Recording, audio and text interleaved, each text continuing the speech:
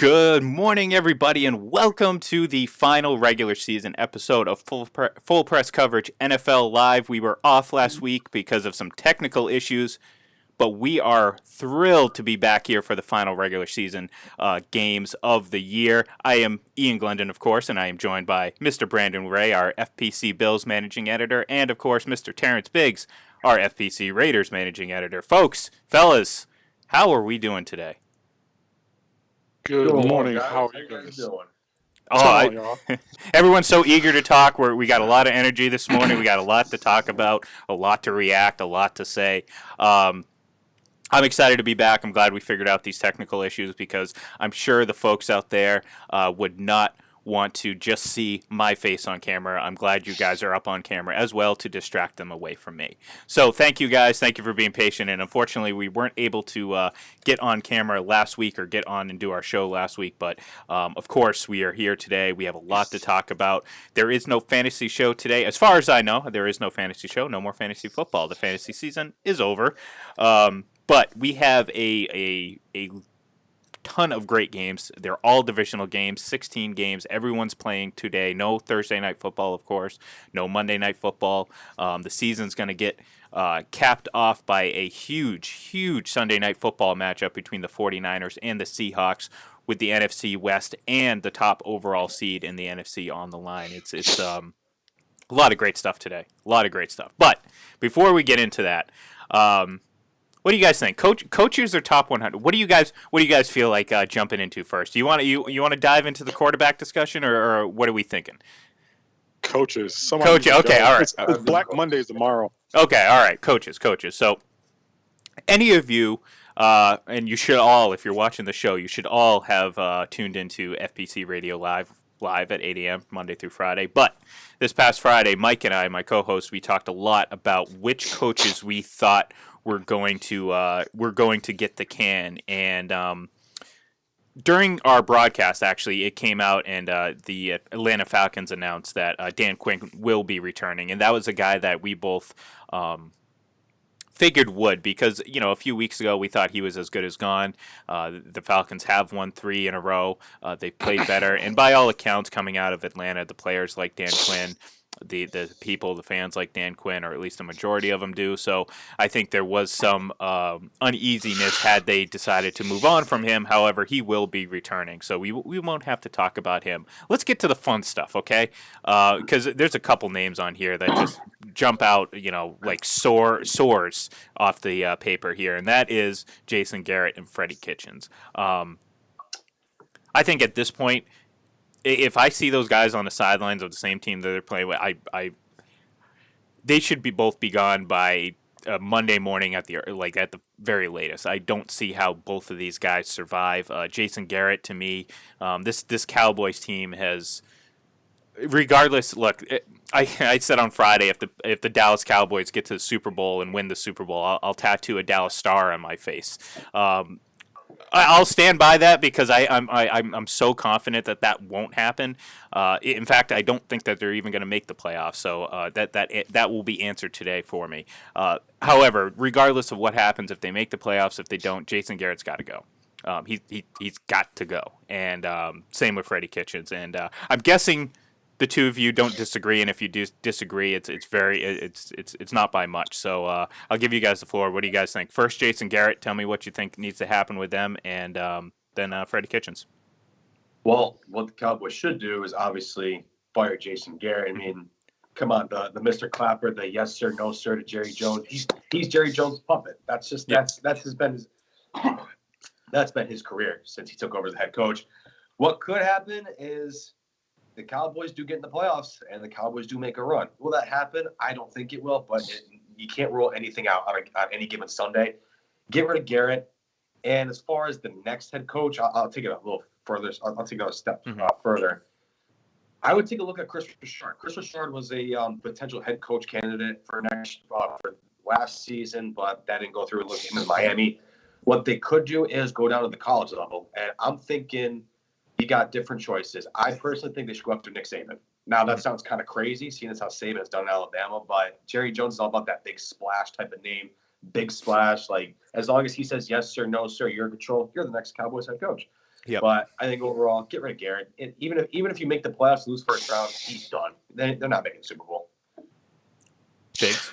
I agree. I don't think that Garrett should stay because they have squandered prime Tony.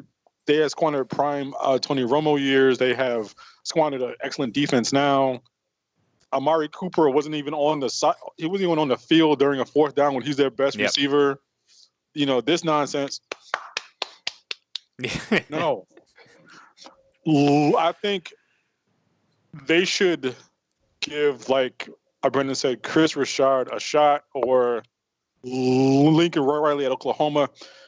Saban, I would say no, because Saban pretty much can sit at Alabama, have his players come to him. He doesn't have to recruit. They come to him, make $10 million a year. He's like, 65? So he's probably not looking to move, but they're done. Like the Cowboys window is closed. It's over. Like, they need to overhaul some parts of that team because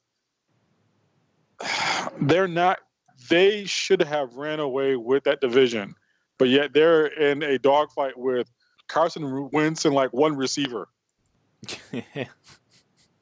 Well, and that's the thing. It's like, this isn't just you've struggled. You've lost against good teams and you've beaten bad teams, and you've allowed a team like the Eagles that have been ravaged by injury to. I mean, they were dead in the water 3 weeks ago. The Eagles.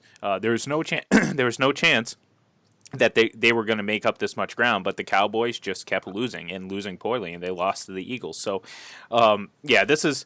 Look, they don't deserve to make the playoffs, in my opinion. I mean, there's far too much talent on this Cowboys team for them to be this bad of a team. I wrote in a Week 17 preview this week that I have, whoever, the merciful end of this division race is finally coming to that end today. And basically, it's for the right to go get whooped in the first round of in Wild Card Weekend, because I don't see either of these teams being able to beat anyone, regardless of who goes in. And the thing is, though, and this will, I guess, to make things better for Eagles fans, is I think they're in two opposite directions. I think the Eagles are just far too limited from a talent standpoint, from a bodies on the field standpoint, and I think that's the main cause of their issues, whereas I think the Cowboys are just lost. They don't have an identity. They don't know who they are, what they do best.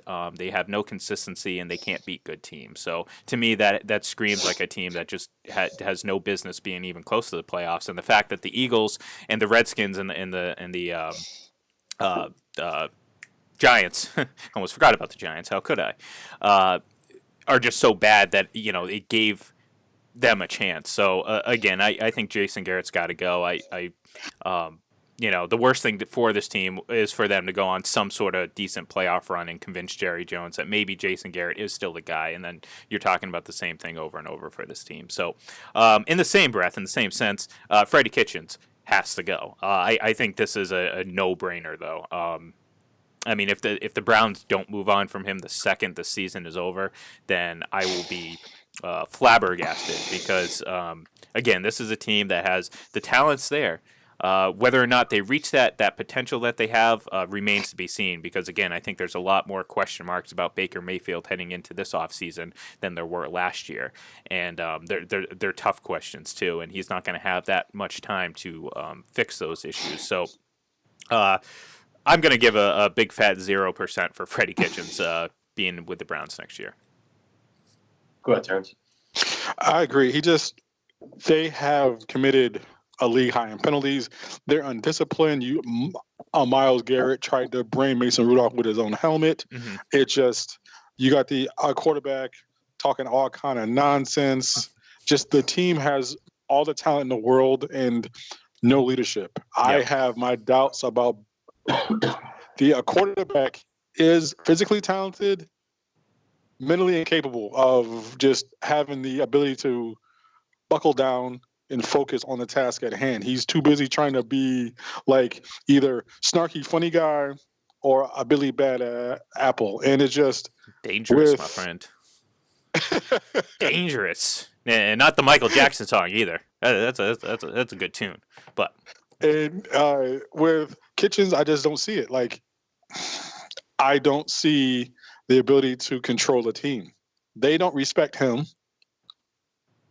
And it's like they have talent, but if you got ODB sitting there saying to people, "Come get me," he doesn't want to be there. Like the moment it came out of his mouth, he doesn't want to be there. So yeah.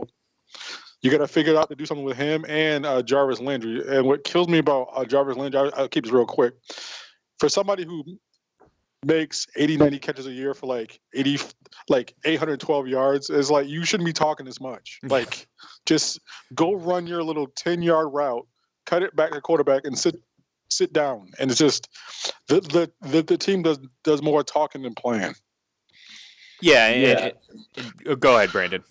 I think he hit the nail on the head. You know, when it all started in the beginning of the season when they lost to Tennessee, because half of the NFL world thought this Browns team was going to be Super Bowl contenders, and the fact they got stomped by the Titans in Week 1 just showed you what this team was in store for.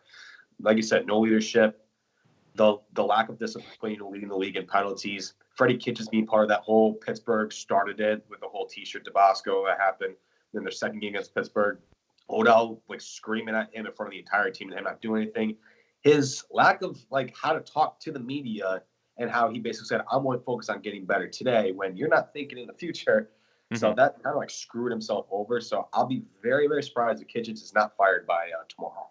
Yeah, again, it's to me it's a no-brainer, and if you're the Browns, if you even hesitate on firing him or think about the alternatives before doing it, then that's a huge mistake on your part. So, a couple other interesting ones, and we're not going to spend too much time on here, but real quick, Doug Marrone, I thought, and like I said, I talked about this on Friday. I thought he's probably going to be gone. I mean, given the circumstances, how Tom Coughlin left, I mean, obviously Doug Marrone it was not part, as far as we know, that whole thing was a Tom Coughlin issue and upper management issue. However, the coach has to be accountable, and for the most part, the coach has to be accountable for the fact that Jacksonville is not winning football games. And so there's reportedly a report out there that he has already been fired. However, the team has denied that. The Pagulas have, or not the Pagulas, sorry. I'm thinking about the Bills right now. I'm looking at your sweatshirt.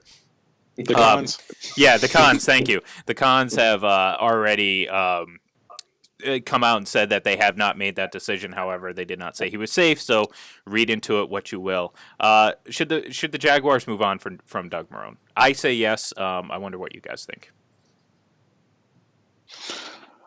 Go ahead, Brendan. So personally, I think that they should. But now I'm going to talk more. I'm going to give a little shout out to my father, because him and I were talking about this right before we got on the air. I get a phone call from him. I pick up the phone. He goes, "Happy National Fired Doug Marrone Day." That man despises Marrone ever since what he did to Buffalo back in 2014. He hopes that Marrone loses his job. And me personally, I would never wish anyone losing their job. Doug Marrone's got to go. Ever since the AFC Championship game back in 2017, 17 or 18, that team's just gone downhill. Mm-hmm. You know, you couldn't figure out Nick Foles. Leonard Fournette, it became like a character problem for a little bit. That defense has just gone downhill. You trade away Jalen Ramsey. Your team doesn't respect you. Quite frankly, if you just look at him, he kind of looks like Jay Cutler of head coaches. You just don't see the spark in there. So I'm going to say the Jags should move on, because they made the good choice moving off of Coughlin sooner than later. But I think Marrone was given a little bit of a week or two, but it's not going to be enough. So bye-bye, Marrone. Doug Marrone is the world champion at finessing money. He finessed the Bills. He finessed the Jags. He has a year left on his deal.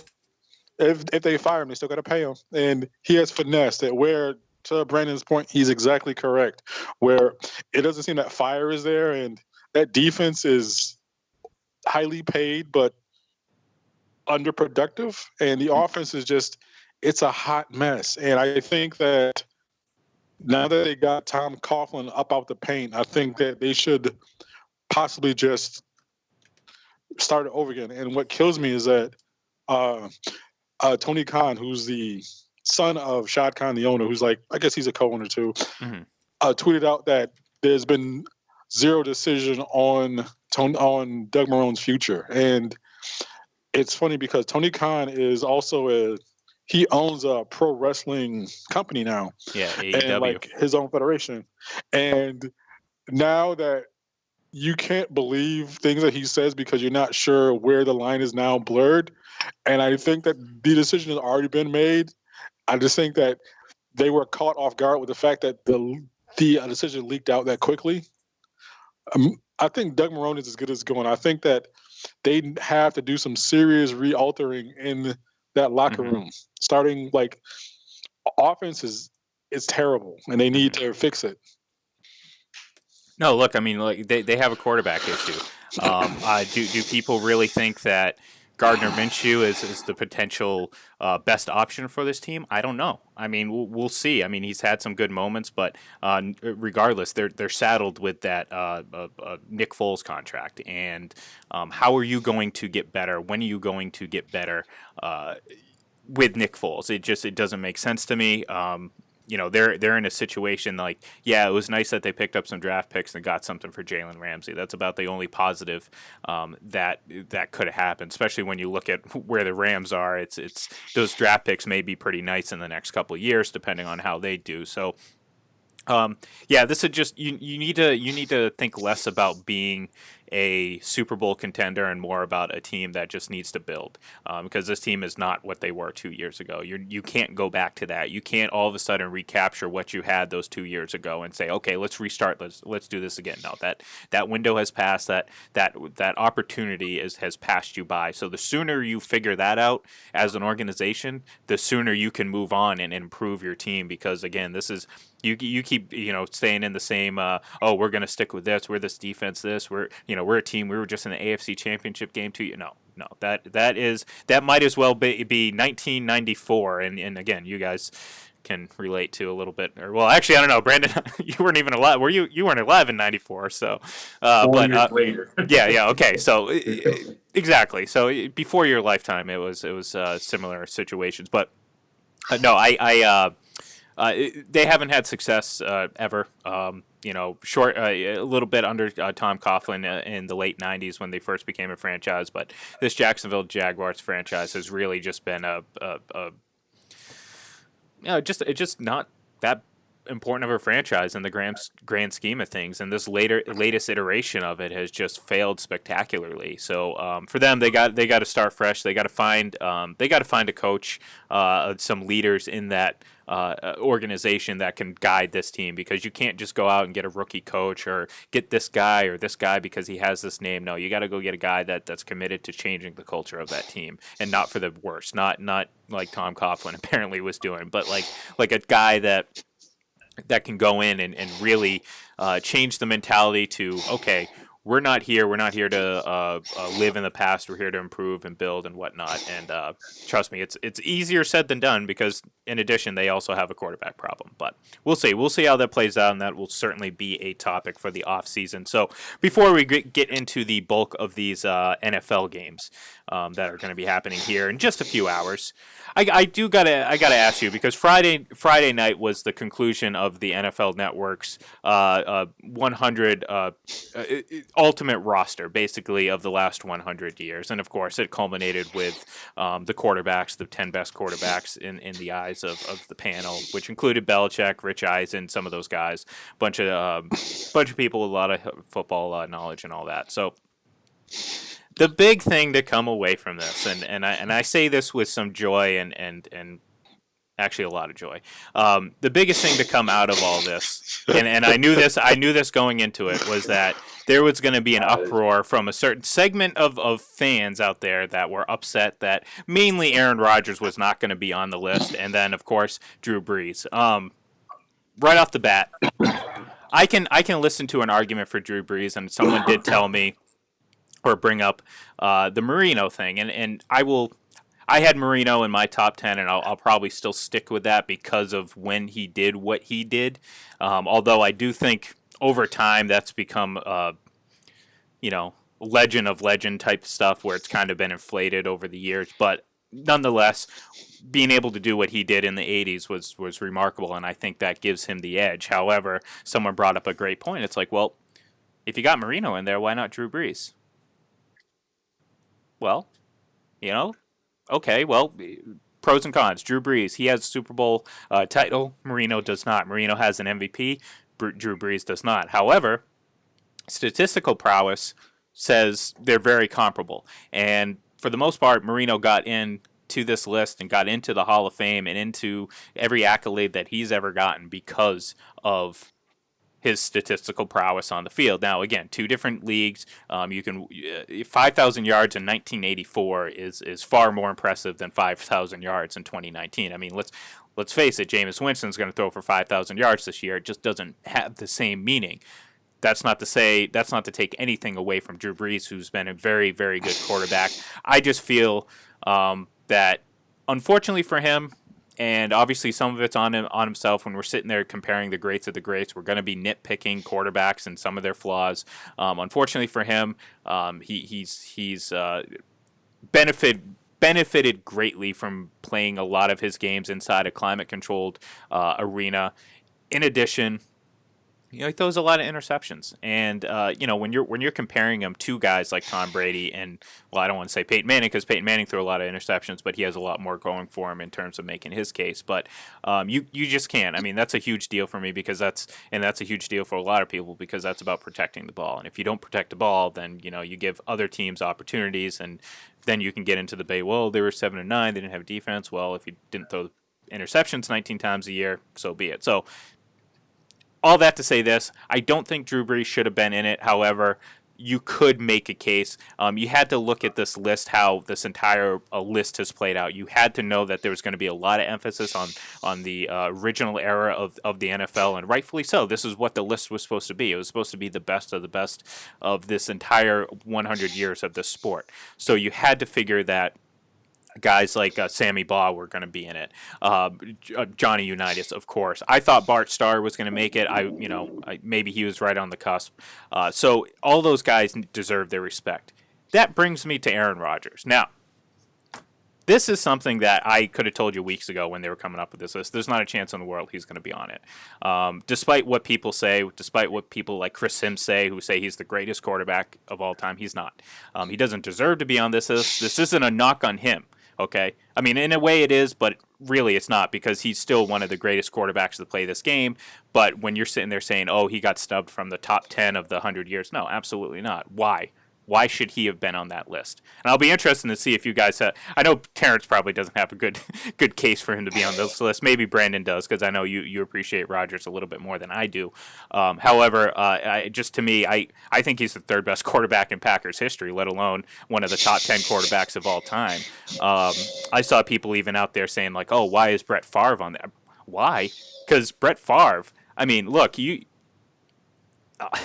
it's amazing to me how much people have forgotten about how good he was. And you can criticize him all you want about, he's that gunslinger, throwing the interceptions, all that stuff. But he won 3 straight MVPs, went to 2 straight Super Bowls.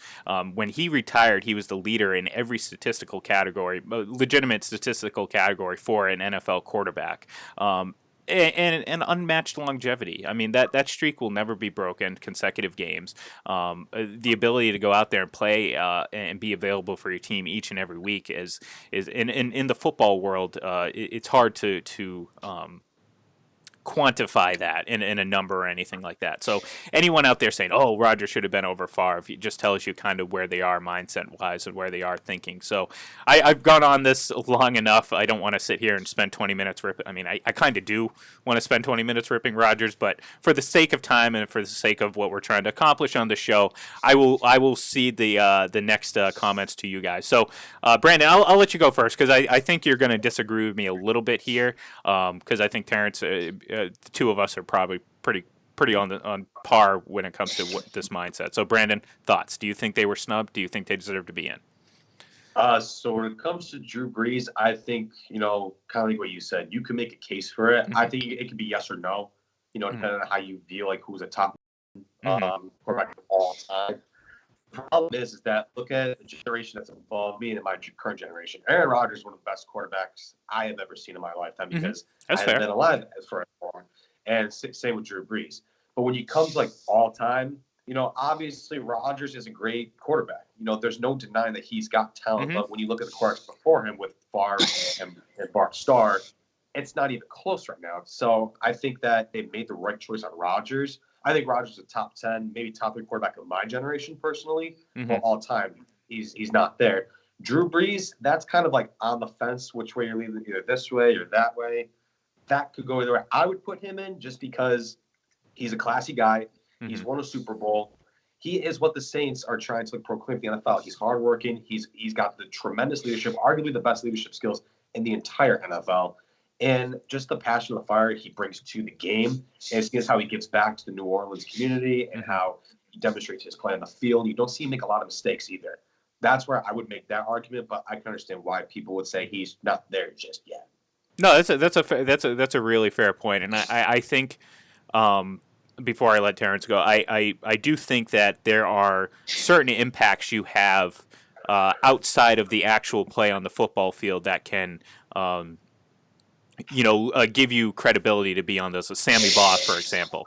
Obviously, if you look at quote just the stats, you look at like what the hell, what? But the guy essentially invented the quarterback position. So there's certain things where you can't ignore that in history, and I think that adds value to certain players. And Drew Brees obviously taking a franchise that the Aints. I mean, they were the New Orleans Aints for years and years and years. And if we watched. If anyone watched the NFL special on Monday, we heard guys talking about, or Brett Favre talking about Archie Manning and how he was the lone bright spot on a team that was just, a bottom feeder for years and years and years. And then you have Hurricane Katrina and then obviously Drew Brees, coming back from the shoulder injury adds all that to it. And the fact that they were able to put it together and win a Super Bowl is, again, that speaks volumes, and it does add a lot to Brees' legacy. So I agree. I do agree with you on that. So, and I thought that was a really great point. Biggs? Aaron Rodgers is funny to me because he started off his postseason career 4-1, had that run all on the road and got to Chicago, won the NFC Championship game, got to Super Bowl, won that one. Since that point, he's 6-6 in the playoffs. That includes the collapse in Seattle. That includes the collapse in Atlanta. That includes the collapse versus San Francisco. Like you said, Aaron Rodgers is not even the third. He is the third best quarterback on his own franchise. Not even in the league. His own team. It's like Starr. And look, there's no shame in that because we're talking about Brett Favre and Bart Starr here. So we're not talking about like Ty Detmer and Derek Carr, and him being the third behind them. This is legit. Like these two other guys were legends. So sorry, go ahead. And as far as like Dan Marino being on the list and Drew Brees, I give the edge to Marino for one simple fact. He had to go up to Buffalo. I've been to Rich Stadium. Cold. Just it is the worst kind of cold where it just sits on your soul and it hurts. But he had to deal with Cornelius Bennett, Bruce Smith, Phil Hansen, guys like Nate Odoms, guys like that. And he had to play in cold weather, like go to New England, go to New York. Theoretically, Brees doesn't really have to leave warm temperatures at all. Sometimes on the end of seasons, where it's Atlanta, it's Carolina, it's Tampa, it's warm weather cities, where he's kind of that phenomenal leader, phenomenal talent. Like you said, overcame the shoulder injury. I give the nod to Marino because Marino also had to have the luxury of not having any defense or a run game at all. Like they had Kareem Abdul-Jabbar, the running back. Yeah. Sammy Smith, guys like that who weren't gonna do much for him. And I think Marino, he had to do more than most quarterbacks had to do on the list. Brees is on that cusp. Like he's on that almost there. And yes, I am a big fan of Super Bowls tell a story, and Dan Marino didn't win one, and Drew Brees did. But there's so many other factors like area he played in. You had guys coming in on blitzes and just destroying Dan Marino because he wasn't mobile. He just took it. And You can't get near a quarterback now without drawing a flag. You had um, Mark Gastineau on top of Dan Marino's head and just beating him senseless. It's one of those things where it's the toughness aspect goes into play, I think. Mm-hmm.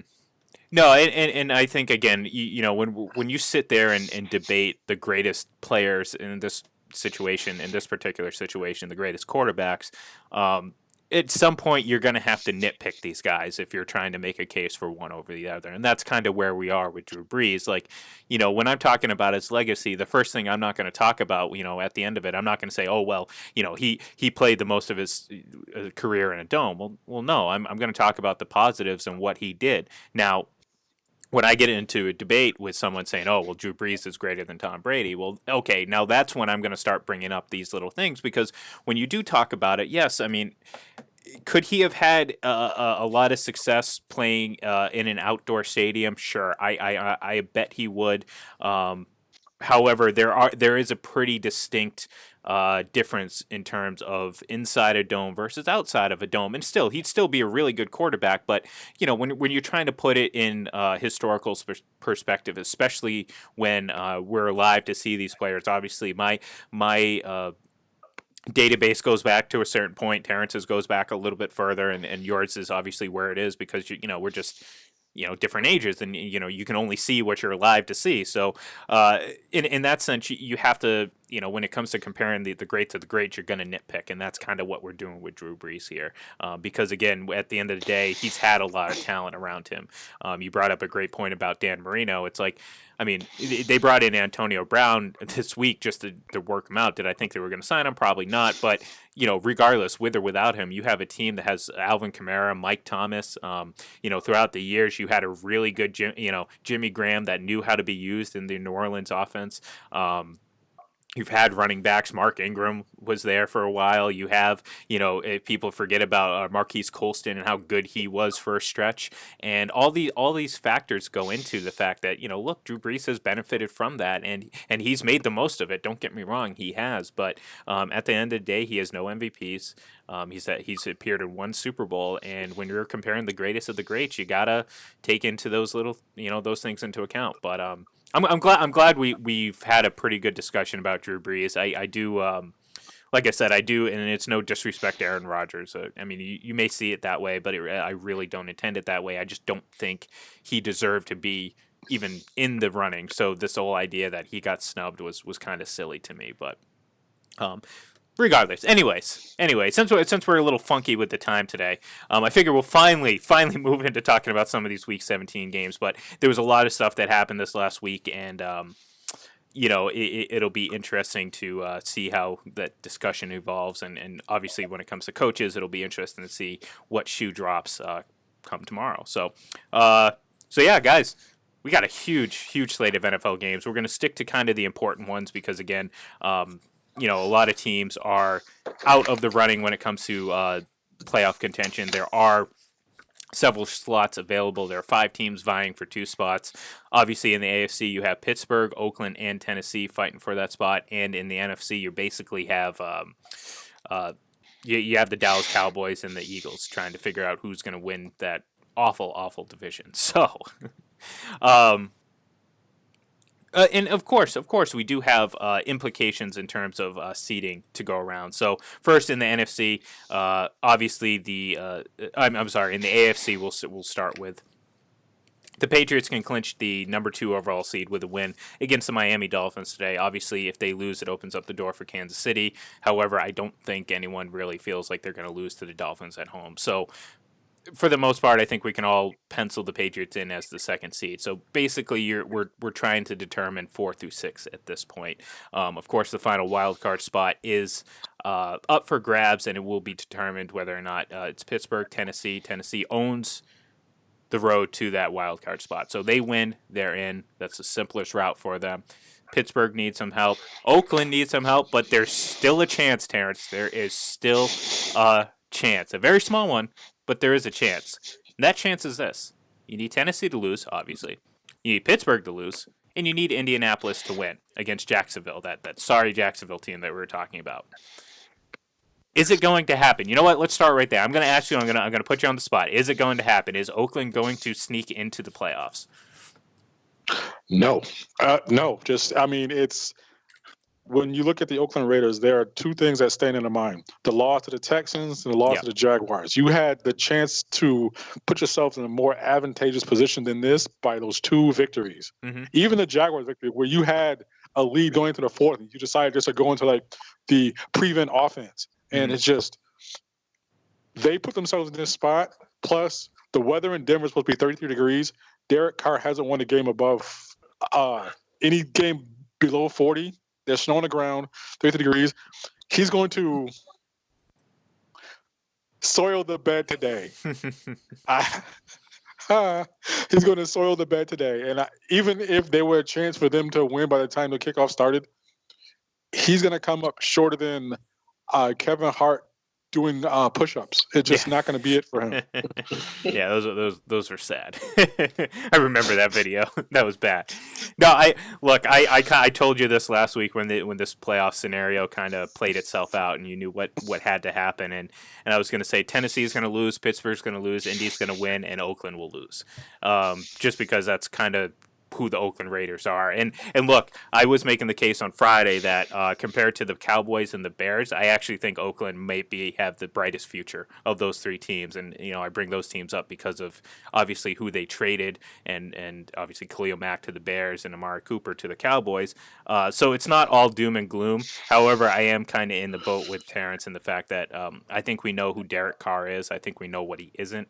And what he isn't is a guy who can elevate his team at the highest level in the most pressure situation. So we'll see. I mean, if this team can get a few more pieces in place, I think Vegas will have a exciting new team to watch next year. However, I do think it's not going to break their way this year. And if it does, like I said, if all those scenarios play out, at the end of the day, Oakland's going to end up losing. And it'll just be kind of par for the course, and it'll kind of make sense. So, Brandon, do you think they're making it or no? So Terrence, speaking from Bill's standpoint of view, you gotta have hope. You remember when the pitiful Bengals went into Baltimore and beat the Ravens, helped the Bills get in the playoffs in 2017? You remember that? I sure do. I almost crashed the car on my way to family dinner when that happened. But realistically, I don't think that this Raiders team has a shot to get there. I think that too many things need to happen.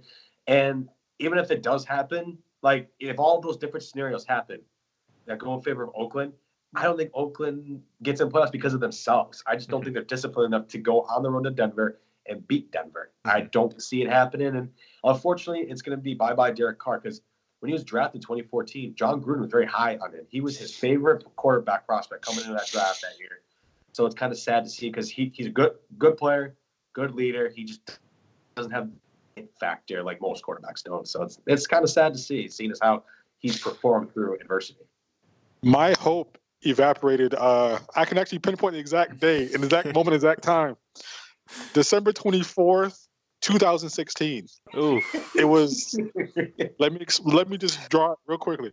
I'm sitting there holding my 3-month-old son. My 2-year-old daughter is right there on the floor. We're watching the game. The Raiders are playing the Indianapolis Colts. Carr goes back to pass. Trent Cole gets pushed into him, runs up on his leg, breaks his leg, blows out his knee. Yeah. Wasn't Trent Cole's fault. Happens from that point on. Derek Carr has never been the same quarterback. He's become increasingly. That was the only year that, honestly, to be honest, he was good. Yeah. He had become increasingly gun shy and like Captain Checkdown. And he's in year 6. This is the end of year 6. I can't think of another quarterback who's been given 6 years to show something. Yeah. No, I look, you got in, and that's the thing. It's like how quickly we forget how good he was. I mean, he wasn't just playing good. He was, I mean, in MVP talks that year. And, yeah, obviously, and they were expected to make some noise in the playoffs. So, yeah, I agree with you there. I mean, that's just an unfortunate accident where you don't, that player in particular hasn't recovered from it yet, which Which is sad in a sense because again, that mental hurdle can be impossible to climb over if for some players, and excuse me, it seems as though that's that hurdle that he's having trouble with. However, maybe a change of scenery helps that. Maybe this is a case where he just needs a new start. Um, anyone's who Arrested Development fan, I if you know the show, then a new start license plate ANUSTART. You can sound it out in your head and read it, but a new start. Derek Carr needs a new start, and I think there's plenty of teams out there that he could get that opportunity. Maybe Jacksonville. Maybe he takes the trip to the East Coast and goes and plays in Jacksonville.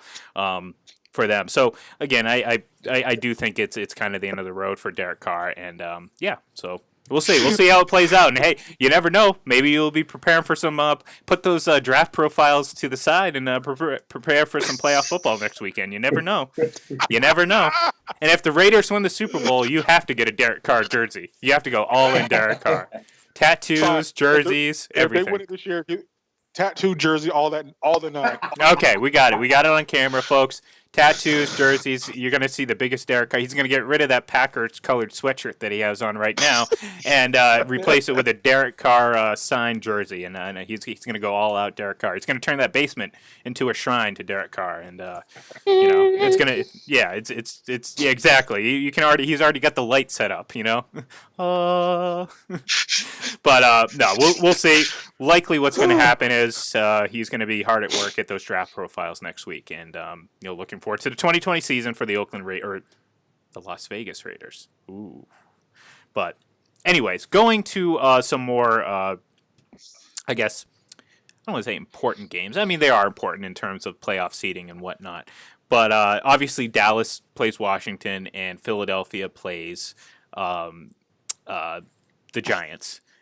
I'm telling you right now, and we talked about it to start this game, I don't see how the Cowboys can make the playoffs. And if they do, they're going to get absolutely trounced by whoever they play in the wild card. I don't care if it's Seattle, 49ers, Green Bay, New Orleans. They could play any one of those teams, and they will get absolutely trounced by any one of them. So if the Cowboys win, great. That buys Jason Garrett another week, in my opinion. If they don't, well, that's good for them. They can move on and kind of scrub their memory of the season. But the way I see this playing out is pretty simple. I think Philadelphia wins, and that's kind of it. They control their own destiny by virtue of winning last week. They win, and they will be in. I just don't see them losing. I just don't see them losing to the Giants. Well, actually, you know what? No. No, I'm going to backtrack a little bit, and I'm gonna saddle the ride the fence here a little bit because. You don't really know about the Giants. We saw Daniel Jones last week throw 5 touchdown passes. It's very possible that they could have this end of the season, do it for Eli, his last game as a Giant type moment where they go out there and beat the socks off the Eagles. And that honestly wouldn't surprise me because I don't think too much of the Eagles. However, at the end of the day, I think if that were to happen, I think the Cowboys somehow lose to Washington just because I have negative faith in the Cowboys right now, and a lot of that has to do with Jason Garrett. So. We'll pick this game towards the end, but what are you guys thinking? How do you see this playing out, and do you think that the Eagles are pretty much a lock to make the playoffs here? They are. They may not be the date that you want to take to the wedding, but they're the date that shows up. They're just pretty much, I guess you're here, let's go. So yes, sounds like my life. I think they are. I think they will get it done today. I think the Eagles will go on and make the playoffs.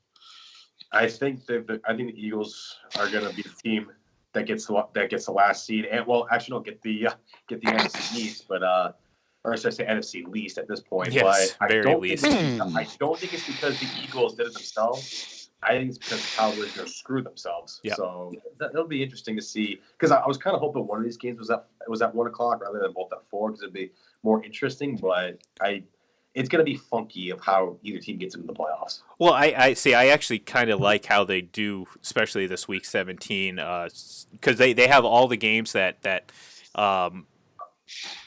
So basically, if they're both playing at 1 o'clock, so you're not going to know ahead of time. So these teams, these two games have direct implications on who gets in the playoffs. So they're both playing at 1. Same with obviously you put it's a no brainer to have San Francisco and Seattle as the very last game. But here's the thing: the number 1 seed, no matter what, will not be settled until the very last tick of that clock goes off the air. So New Orleans could win, Green Bay could win. They could be sitting there saying, okay, we could still get the 1 seed. Green Bay could be like, okay, we can still get the 1 seed.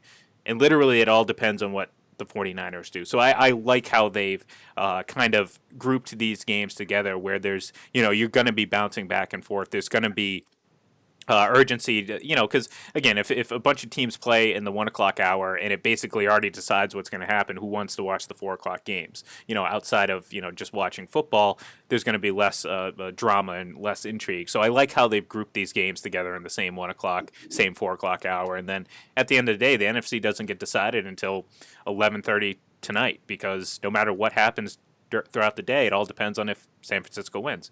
San Fran wins, they're the 1 seed, and so on and so forth. Seattle drops down to the 5, and you go from there. So it'll be interesting. Nonetheless, I do not think the Cowboys are going to be one of those 6 teams. They will, yes, they will be out of the playoffs, and I'll look forward to a Skip Bayless meltdown on television. That's always fun. So yes. It's going to be good. Clap away, Garrett. Garrett stands. A bunch of little Garretts over there. Next, we have, and we're gonna again, we're kind of focusing on the key games and key groupings of games here, and obviously we have the Patriots and the Dolphins, and then we have the Chiefs taking on the Los Angeles Chargers. Both of which obviously have an opportunity to get to the second overall seed and have that first round bye. We talked about it at the top of the show. I think you can pretty safely put the Patriots in that second spot because they do control their own destiny. They have Miami at home, and they looked really good against a very good defense in Buffalo last week. So I'm assuming. Do you guys see any sort of situation where Kansas City can sneak into that second seed, or are you safely assuming that the Patriots will be the top seed? Go ahead. I think that there's no way. There's always a way, but I think that the Patriots will lock it up because pretty much they're at the point now in that division where the Bills are the only true competition. Mm-hmm. The Patriots can walk in, put a jersey down. Got to be confident, Brandon. Got to be confident and win this game. I do like the fact that the Dolphins. Even though I'm gonna say this once. The organization wanted them to tank. The organization, the players continue to fight through it. There's a difference between organizational tanking and player tanking. Players never tank. Organizations do. But the Dolphins players, Brian Flores has done a hell of a job making sure they play in every game. But you're still facing somehow the defending Super Bowl champions who are being slept on, which is I like that. I like it.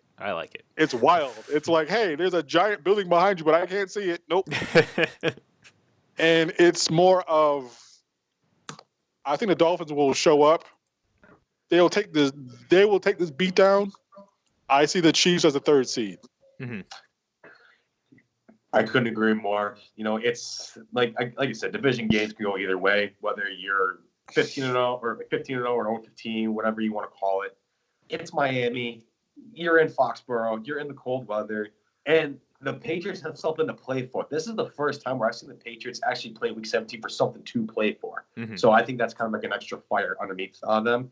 I think that New England wins this, and I don't think that it's going to be a blowout, but I think it's going to be a New England controls the game, kind of like leading Miami on to let them hope that something can happen, but it ain't going to happen. Maybe I'd be a little nervous if this game were in Miami, just given their history down in Miami. But Antonio Brown wouldn't be walking through that door this time around. But unfortunately, but that's neither here nor there. But yeah, I'm with you. I mean, this team is somehow being slept on, and I don't think in the traditional we're sleeping on this team and not paying attention. It's the most of it is just hoping and wishing that this team wasn't good. And obviously, I have a bias. I'll never say otherwise. But I took a bit of a victory lap against last weekend, because last weekend kind of showed me a lot of what I've been saying about Tom Brady in particular this whole season, in that it's not so much his deteriorating skill, as a lot of people are attributing the team's struggles offensively to, but it was more or less just the inconsistency offensively. And we saw, and Brandon can attest to this, we saw them force feed N'Keal Harry quite a bit, and we saw him start making some plays. And all of a sudden, you're talking about a kid now who has played 3-4 games in the NFL, is starting to get a little bit more comfortable, have an ability to make plays, and all of a sudden, this offense is starting to evolve. The emergence of a Landon Roberts as the fullback has been huge for this team, and this is something one of the biggest losses this team suffered that doesn't get talked about enough, is losing both of their fullbacks. Because New England. Unlike a lot of teams, I mean, there are some other teams, the 49ers in particular, with Kyle Juszczyk and everything, utilize the fullback in a crucial role in their offense. For the most part, a fullback is just sometimes not even on a roster in some teams, and really not a huge a part of their offense. However, for the Patriots, it is a huge part of what they do running the ball, especially when you're trying to make up for a loss of a guy like Rob Gronkowski. Now, couple that with, you lose Rob Gronkowski, you lose your arguably the best fullback in the game in James Devlin, then you lose his backup, and all of a sudden you're without your one of the best blocking tight ends, which again you expected coming into the season. You're without your fullback, you're without your second fullback, you're without your left tackle, you're without your starting center who had blood clots in his lung. All of a sudden, the offense struggles. Surprise, surprise. Add in injuries on the offensive side of the ball to the receivers, have playing games sometimes with two rookies and Julian Edelman, and that's it. Of course they're going to struggle. Now all of a sudden you see, again, like I said, Landon Roberts is becoming a very good fullback for this team, converted linebacker to a fullback. Now all of a sudden you're seeing Matt Lacoste make some plays, and Ben Watson make some plays. Isaiah Wynn's been back for several weeks, and you see that continuity on that line start to improve, and you're seeing better pass protection, you're seeing better run protection, and of course you're getting contributions from Julian Edelman, N'Keal Harry, Jacoby Myers, played his role perfectly against Buffalo. He came in and had that big catch up the middle of the field, and that's what he's supposed to do. He's not supposed to be your number one target like he was for several games out of necessity. So to me, this is a team that's ultimately being very, very slept on. This idea that they have no chance to beat Baltimore is silly to me, because really, if you think about it, a uncharacteristic fumble from Julian Edelman saved Baltimore from maybe losing that game, because that obviously killed whatever momentum the Patriots had, and they had quite a bit at that point in the game. So, I'm right there with you. I think they're being slept on quite a bit, and I think a lot of the positives that I've been kind of saying were there, just weren't being showed all the time. Showed up against Buffalo, against a very, very good defense. So we'll see. And again, this is the time of year for the Patriots to shine, and if you take them lightly, then well, joke's on you. So. But and like I said, Brandon, you can attest to how that offense looked. I mean, you were watching it from a Buffalo Bills standpoint, from the Bills trying to stop it. All of a sudden, you look at that and you say, okay, this offense is a little bit more. This is a lot closer to what we know this team to be, and that's a ball control and hurt you on third down, hurt you in those big plays, and hurt you when you don't think that they're going to make the play, and that's kind of what they did. Well, that's the thing. When I was watching it, I was noticing that every time the Patriots, it was third down. Buffalo defense tends to do very well on third down, stopping the run, stopping the pass, and the Patriots weren't just converting; they were getting more. They were getting at one point getting 20, 25 yards more, and it was just like, what is going on with this? It's not more of how bad this defense performed; it was more of how good this Patriots offense was. Seen as how the different adversity they faced, and it was very frustrating from a Bills fan point of view, obviously. But, they made the good plays, but they didn't make the crucial plays. That's what killed this Bills defense. Yeah. The Bills have an elite defense. They have an elite defense. And, I mean, if the Patriots can do that to that defense, where you have probably the best secondary in football right there. If you have the best secondary in football right there, and you see Tom Brady just comfortable and calm to say, I'm going to spot you. There's a rookie. There's like a Dorsett right there. There's been Watson, and just not effortless because it takes a ball, but relax, just finding his targets, go through his progressions, calm. There's a sense of calm, and a calm Patriots team from an outside viewpoint as a fan of another team is worrisome. If they're calm, there's a problem. That means that they know what they're doing and they're just everything's relaxed. Like, there's no sense of urgency. There's no sense of being pressed. The Patriots only lose when you force them to. Like when you force the action. The Eagles in the Super Bowl, that pass rush got after them. If you can't get home against this team, you're in trouble. And Tom Brady's playing. People are like, oh, he's playing. One, he's like 42, 43, and he's playing better than like 80% of the league, and he's old. I said it because I'm old, but he's playing relaxed. A relaxed Tom Brady causes problems for everybody else in the league. Like, the Patriots are still the odds-on favorite to win the Super Bowl again. Here we are. And to Brandon's point about the offense, and I noticed this is pretty evident, especially for someone obviously who's, watched every Patriots game and watched it in most cases twice or three times, depending on what sort of sad life I'm leading at the time. When you're sitting there and you're on your third go around of Patriots Browns, then you have to sometimes reevaluate what you do, but. Not really. No, I like it. I like doing that. But anyways, the offense was more creative, and it was the most creative and most that I've seen all season, really. And I've felt that there's so many cases, so many situations throughout this year where they've been so vanilla for a number of reasons. One, whether it's trying to implement a Mohamed Sanu in a downpouring rain game where it's like, okay, you're very limited with your offensive weapons. You can't put too much on these guys' plates. Same with N'Keal Harry. You're not going to overload him with all these complicated plays and routes and stuff like that in his first few games. That's bad coaching. That's putting your players in a bad position, and it's overwhelming them. So last week was, and again, this is against a really good defense. I saw them get incredibly creative, and their play calling was much better than what we've seen in the past because it was starting to get a little bland from my point of view. And all too often we're seeing run, pass, first down, second down, pass on third down. And generally you weren't opening up that playbook. And I thought we saw a lot of that from the Patriots then. So whoever gets them as a draw in the divisional round, again, assuming that they lock up the second seed, it's going to be tough. And again, I don't think, fans take the Patriots lightly. I don't think players do. Again, when we talk about sleeping on particular teams, especially the Patriots, it's talking about fans and media because again, there's this idea that they are somehow not a good team at 12-3, but we will see, and again, it's going to make for an interesting playoff run on both sides. Like, look, the AFC once we get through the wild card, I think.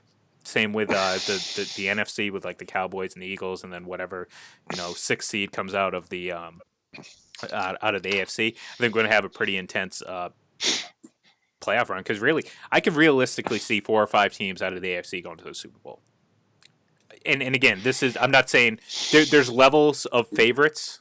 Let's put it that way. There's levels of favorites. Like I think Baltimore and New England are clearly the two best teams and the two favorites to get to the Super Bowl, and those would be my betting odds. But if you were to tell me Kansas City makes it to the Super Bowl, I can't really make a case that it doesn't. I mean, I don't think they will. Houston. Okay, yeah, I mean, you can say they can make it to the Super Bowl, and like I wouldn't agree with you, but you can make a legitimate case, even with Buffalo. I mean, really, how can I sit there and say, yeah, well, Buffalo versus everyone in the offseason in about a week, so we'll see. Okay. Yeah, so you could sit there and say Buffalo, and I could. What am I going to say because of their defense? I mean, they have one of the best defenses in the league. I can't say that they aren't capable of making a run. So the only teams I really don't think have a chance on either conference are the Eagles and the Cowboys, and maybe like the Titans. I just don't. The Titans, whoever comes into that 6th spot in the AFC, I have more confidence in the Titans than anyone out of that group, but I can't really see any of those teams making it to the playoffs. But really, I mean, outside of that, I see 10 teams from both conferences. You can make a legitimate chance or case that they could go to the Super Bowl. So that's my opinion. True. That might come I agree. to a surprise to some Chiefs fans out there because you'd probably think that I'd say absolutely no chance. But no, look, I'm realistic. I like to be objectionable. I look at everything very professionally. That's what I like to say. I don't let my bias get in the way for the most part. Naturally, everyone has a bias, and if you say you don't have a bias, then you're lying your ass off because you do. I mean, it is what it is. You can't help it. You grew up at some point. You grew up and you learned to love a team, and once that happens, you don't just not love that team anymore. Actually, it reminds me of a great Homer Simpson quote once where he was talking about the Springfield Isotopes, and he was like, I hate them because I loved them once and they broke my heart. And maybe that's the case. Maybe you loved your team so much at one point and they did break your heart and you moved on and so on and so forth. But your bias is always there. You can temper it a bit, but it's always going to leak out in some point, especially when you're on a platform like this, giving your opinion. So we'll see. Mm-hmm. We will see. So big game of the year, of the season, of the week, everything. San Francisco, Seattle, NFC West, Marshawn Lynch. I mean, we haven't even brought up Marshawn Lynch. How is that possible? Marshawn Lynch making his return out of nowhere, saying, "You know what? Look, I'm ready to go. I can go play." All right. Well, Oakland never filed your retirement paperwork, so guess what? You're eligible to come back, unlike Rob Gronkowski. So, not that Gronk would have come back, but you know what I'm saying. But anyways, this game obviously has pretty much the entire NFC playoff seeding in its balance because, like I mentioned, the 49ers control their destiny in this situation. They win and they clinch not only a first round bye, but they clinch home field throughout the NFC playoffs. And this is a team that was one of the last undefeated teams. They've had, if you're going to rank the defenses, you could talk about New England, Baltimore, Buffalo, San Francisco, those teams having really good defenses. San Francisco, you could argue, has the best front seven in the league. New England, in my opinion, has the best secondary in the league. That'll be a off season. Maybe that'll be a midweek debate that we could have. But look, at the end of the day, San Francisco controls their own destiny in this situation. Seattle obviously can also win these things, and this is how Seattle can obviously get a first round bye and all that. So starts with a win. You win the NFC West. If they win and Green Bay loses, they get a first round bye. They can clinch home field throughout the entire playoffs with a win and a Green Bay and New Orleans loss. So heading into Sunday Night Football, we're going to know what's possible for this Seattle team. So if Green Bay and New Orleans both lose, Seattle, all they got to do is win, and they're playoffs are going to have to go through Seattle. San Francisco, obviously, we know they get first round throughout the playoffs with a win, and that's it. Or for our home field throughout the playoffs with a win, and there's no other stipulations that have to happen. Now, for those other teams that I mentioned, Green Bay, New Orleans, there's still a possibility that those teams can also clinch. So for Green Bay, this is when it gets a little complicated. So they can get a first round bye, one of the top two seeds with a win.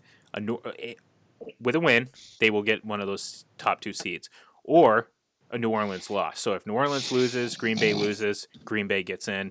They can also get in with a couple ties, but there's a lot of complicated things to go along with it. However, in order for them to get for home field throughout the playoffs, they need San Francisco to lose. They cannot have San Francisco win, obviously. That's the case. New Orleans, they need a Green Bay loss or tie and a San Francisco loss in order to clinch home field throughout the playoffs, and that, of course, is with a win as well. And a loss or tie in a loss by Green Bay and San Francisco and a tie by New Orleans will get the job done as well. So at the end of the day, there's a lot of stipulations. There's a lot of things coming down to it. We're going to know come Sunday what the only situations are, and it comes down to whether or not the 49ers win or lose. So I'm very excited for this game. I think it's a fantastic way to end your 100th season. It's a great way. I mean, the stars aligned to bring us this game, this moment with Marshawn Lynch in Seattle, fighting for the NFC West in what's really been a hotly contested NFC conference all season. So, what's your gut say, guys? Well, who do you think wins this game, and how do you think this whole NFC playoff picture plays out? I think that Marshawn Lynch coming back to Seattle does a few things. One, quick story. Every day, 3:30, he gets up in the morning, does 500 sit-ups, 500 push-ups, no matter what condition. He's done this since he was in high school. Still does it to this day. That's one. Like, he's physically in shape. He's not coming out for the money. He has never spent a game check. He only catches them. He lives off of his endorsements, so he doesn't need the money. Mm-hmm. He brings an attitude where bringing that attitude, and him, Robert Turbin are both back. They give the Seahawks a threat of a running game. I think that with that on the table, I don't think I can trust the Niners receivers to come up big. Just something about it. I don't like their offense. It's missing something. As good as Garoppolo has been, there's something that is not there. Just like they have a dominant defense, but they don't have a dominant offense. And I think that Seattle wins. I think the Saints capture the number 1 overall seed. I think the Packers win. So this was kind of a back and forth game. There are 2 games today that I had to really focus on. It was Tennessee and Houston, and it was San Francisco, Seattle. Like, I get that Marshawn Lynch being back creates like some type of buzz. It creates a hype. It creates excitement in that Seahawks locker room and that Seahawks team. And you know that the second that Lynch puts his foot on that field for the Seahawks' first drive, that crowd is going to blow up because Lynch has meant a lot to that franchise. He loves it there. He loves Pete Carroll. He loves the culture that they have there. But the real question is because Marshawn Lynch is not going to win you the game. It's Russell Wilson that's got to win the game for this Seattle team. So looking at this overall stats, because people are saying this 49ers defense is too good. They got this elite pass rusher. They got a great secondary. They can beat you at any type of the game. In Seattle, Russell Wilson has never lost to San Francisco. He's 7-0 against the 49ers when in Seattle. He's only thrown 3 interceptions in his career when he plays the 49ers in Seattle. He's completed 62% of his passes, again, in Seattle versus the 49ers. And that Seahawks team puts up, on average, 29 points up on the 49ers when in Seattle. Now, granted, it's a much different defense, but the numbers don't lie. The history doesn't lie. Russell Wilson, I trust him with making that long throw, that Hail Mary throw, other than Aaron Rodgers, to steal you the game. And that's where I think that Seattle has that bigger advantage because I like Garoppolo. I don't think Garoppolo can handle the pressure, especially playing in Seattle. I think Russell Wilson has more experience, more leadership skills, and I think he's got a better, I don't want to say better unit, but a better mentality of like how to prepare this offense versus this 49ers defense. So I think Seattle comes in and they're going to clinch the NFC West. I honestly don't disagree with what you say, except for I'm actually picking the 49ers. I'm gonna lone wolf it here a little bit here, because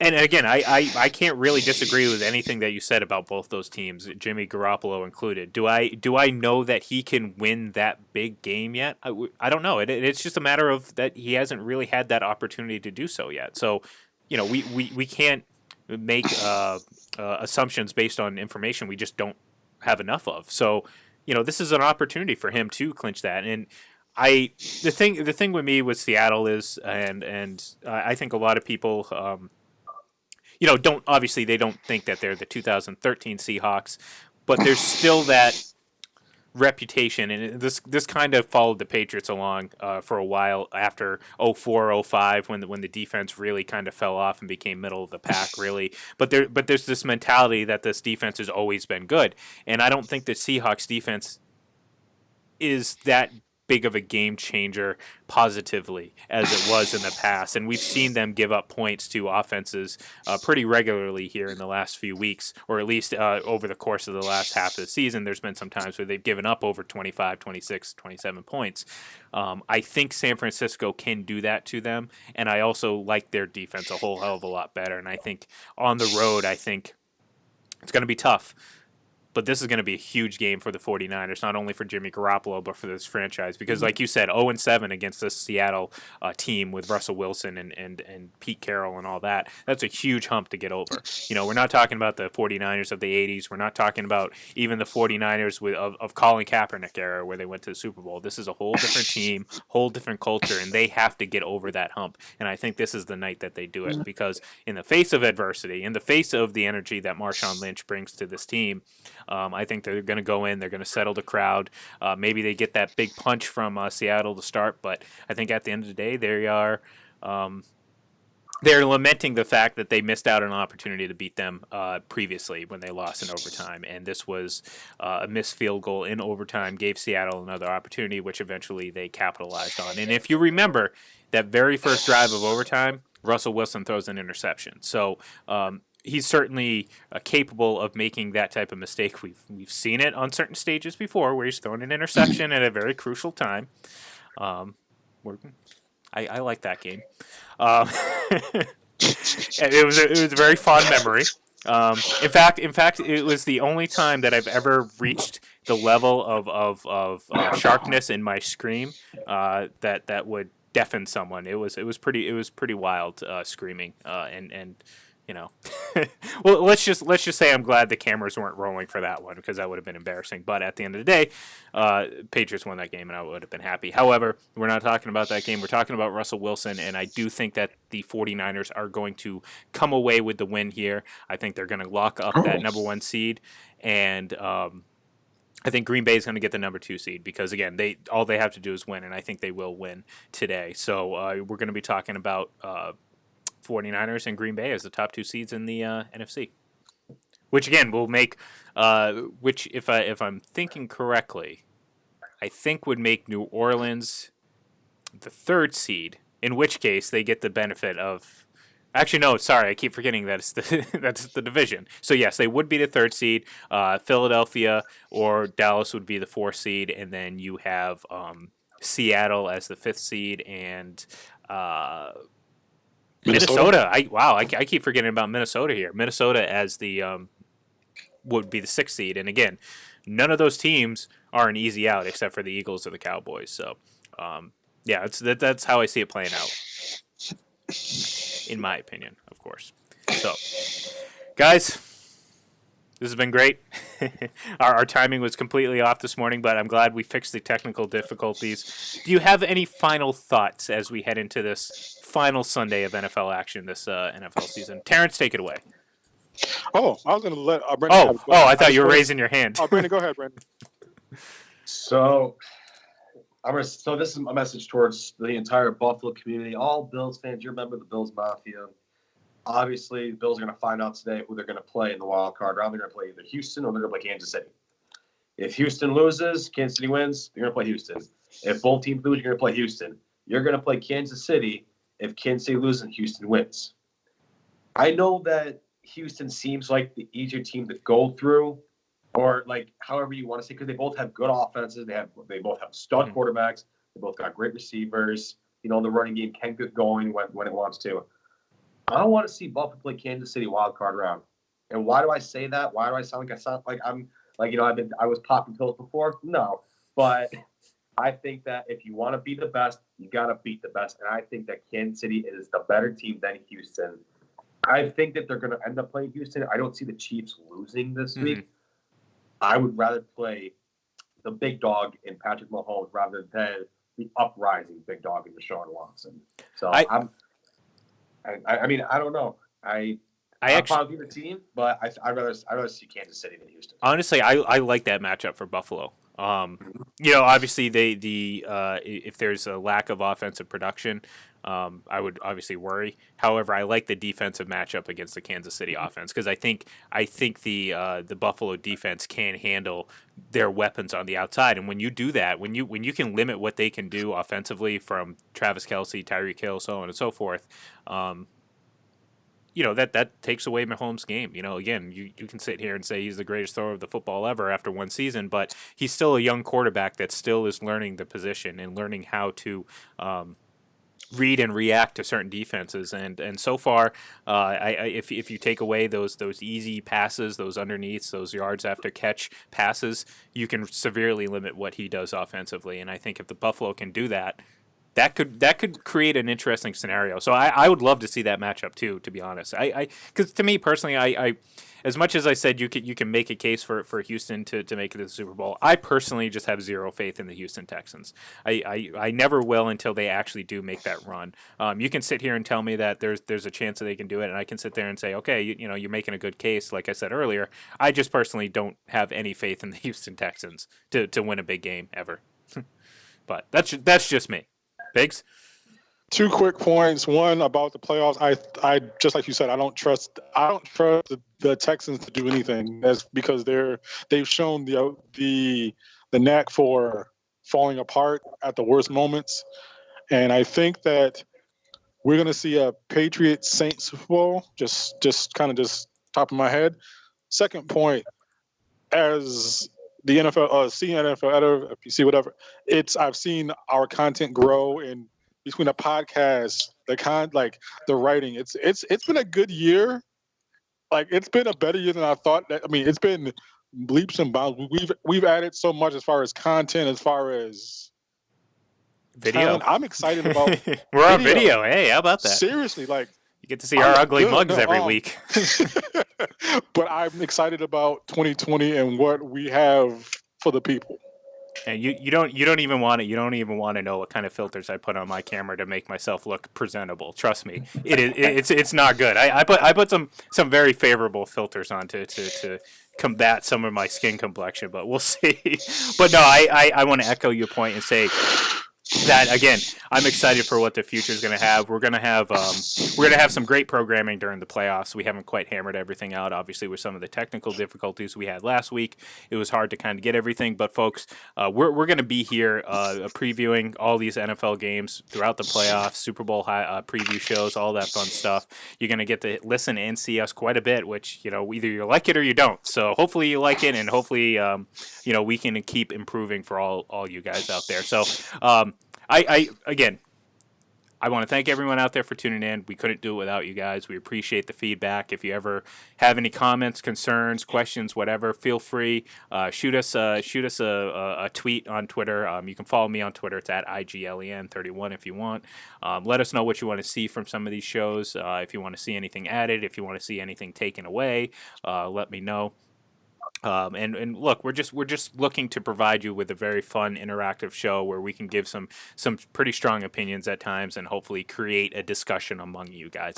And that's the biggest thing, and that's the biggest goal that we have, is to create a discussion and create a opportunity for everyone to kind of come together and talk sports and do it in a very civil and respectable way. And for that, I appreciate it, and I appreciate you guys for joining me so far through the several weeks that we've been doing this show on Sunday morning. So, and we will continue it moving forward this month, and of course heading into next season and throughout the summer. We're looking forward to bringing you a ton of different types of shows and content and stuff like that, both radio and of course on video and written content as well. So with that said, we're going to let you all get back to enjoying your Sunday.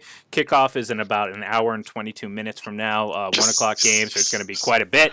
It's going to be exciting. We're gonna really get into it, and then next week it's going to be a whole hell of a lot of trash talking, because this is when the season really begins. So, folks, thanks once again. Follow me on Twitter. Follow Brandon on Twitter. It's at Brandon_Ray79. It's up there on the screen if you did not hear me properly, and of course it's at TBiggs TEEBIGGS.